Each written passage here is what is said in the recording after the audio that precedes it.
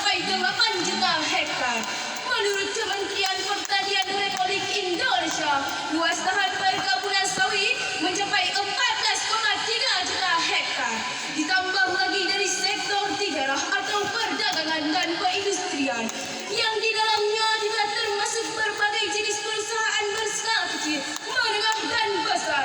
Demikian pula dari sektor peternakan, pertambangan, kelautan dan perikanan, penghasilan pegawai negeri, BUMN dan swasta, serta dari berbagai profesinya. Semua itu hadirin merupakan potensi zakat di negeri bertuah ini. Maka wajarlah potensi zakat di Indonesia itu ditafsirkan seperti membangunkan raksasa yang sedang tidur. Bagaimana tidak hadirin? Hasil riset yang dilakukan oleh Badan Amil Zakat Nasional atau Basnas melaporkan bahawa potensi zakat di Indonesia per tahunnya mencapai 217 triliun rupiah. Satu angka yang sangat fantastis untuk mensejahterakan umat dan dapat mengurangi angka kemiskinan. Masih banyak masyarakat kita yang tinggal di rumah gubuk dan tidak layak huni.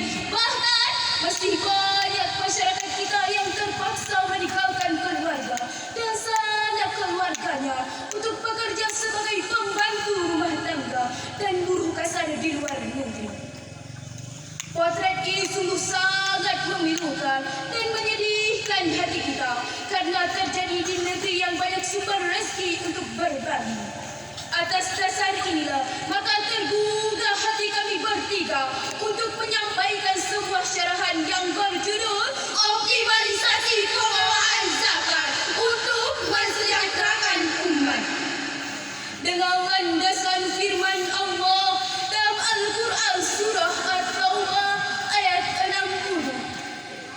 A'udzu billahi minasy syaithanir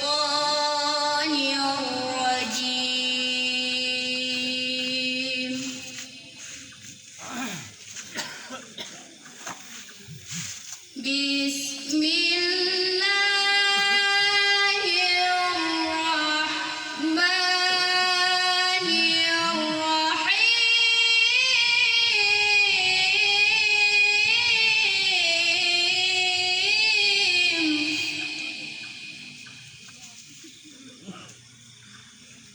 خذ من أموالهم صدقة تطهرهم وتزكيهم بها وصل عليهم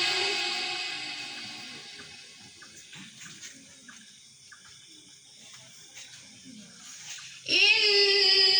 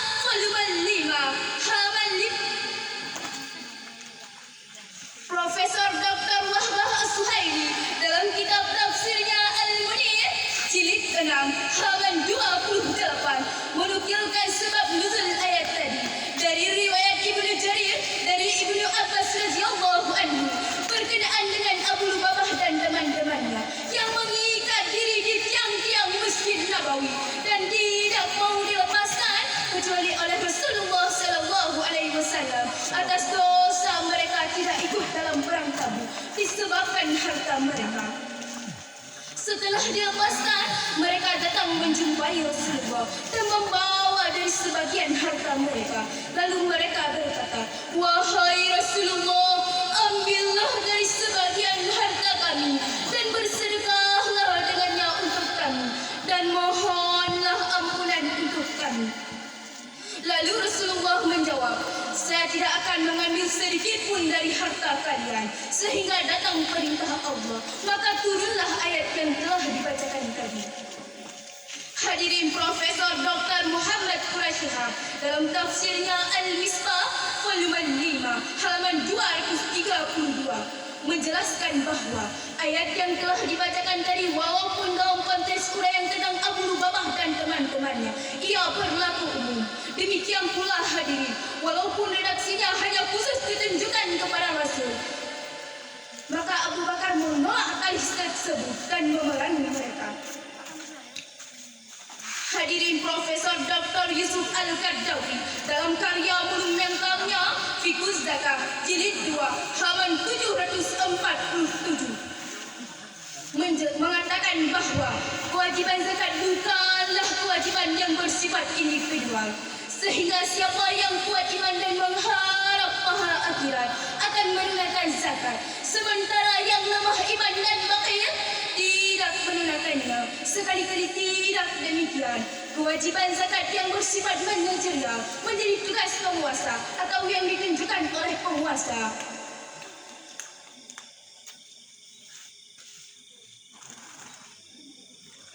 Dapat kita pahami hadirin, peran penguasa dalam upaya meningkatkan pendistribusian zakat secara profesional dan proporsional memiliki peran yang sangat signifikan. Siapa kita? Indonesia. Siapa kita? Indonesia. Siapa kita? Indonesia. Hadirin, Profesor Dr. Yusuf Al-Qaradawi dalam kitabnya Fiqhus Zakah jilid 2 halaman 543 menjelaskan bahawa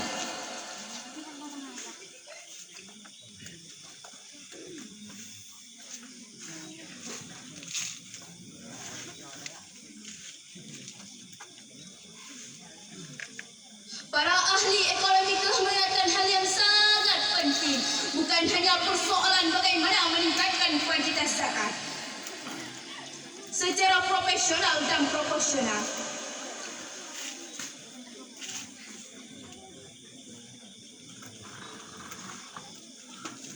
Oleh karena itu, tidak heran jika Al-Quranul Karim menjelaskan tentang aspek kepada siapa zakat tersebut didistribusikan. Jawabannya terdapat dalam Al-Quran surah At-Taubah ayat 60 dan akan dilantunkan oleh qari'ah kami berikut ini. Innamas shadaqatu lil fuqara'i wal masakin wal 'amilina 'alaiha wal mu'allafati qulubuhum wal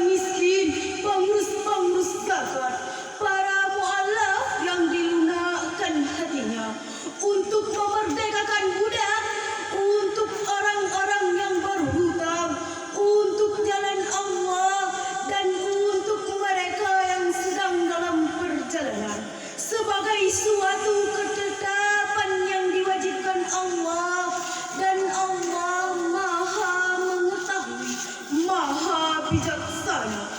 Maha benar Allah yang maha agung atas segala firman-Nya. Ma'asyiral muslimin rahimakumullah. Profesor Dr. Muhammad Quraisy Shihab dalam tafsirnya Al-Misbah volume 5 halaman 141 menjelaskan mengenai unsur pokok terhadap kelompok-kelompok yang berhak menerima zakat. Para ulama telah sepakat bahawa terdapat 8 golongan yang berhak menerima zakat dan tidak boleh diberikan kepada selain mereka. Karena pada ayat tadi terdapat kata innama dalam ilmu ma'ani merupakan salah satu adatul fasli yang berfungsi untuk mensertifikasikan. Dari uraian yang telah kami sampaikan hadirin, dapatlah kita ambil beberapa kesimpulan. Yang pertama, Indonesia memiliki potensi zakat yang sangat fantastis, namun kuantitas yang mampu dikumpulkan per tahunnya masih sangat rendah. Kedua, peran penguasa dalam upaya meningkatkan kuantitas zakat secara profesional dan proporsional, terutama untuk membuat berbagai regulasi yang mengharuskan setiap muzaki untuk membayar zakatnya dan dapat dikenakan sanksi jika melanggarnya. Kami yakin hadirin, jika setiap muzaki di negeri tercinta ini mengeluarkan zakat, maka fungsi zakat untuk mensejahterakan umat akan terwujud dan Indonesia akan menjadi negara yang sejahtera, hebat, bermartabat dan maju. Demikianlah syarahan yang dapat kami sampaikan. Lebih dan kurang mohon dimaafkan. Rukunnya Islam yang keempat, setiap muslim membayar zakat agar harta menjadi berkah. Semoga Allah turunkan nikmat. Wallahu muwaffiq ila aqwamit thariq. Wassalamu alaikum warahmatullahi wabarakatuh. Waalaikumsalam warahmatullahi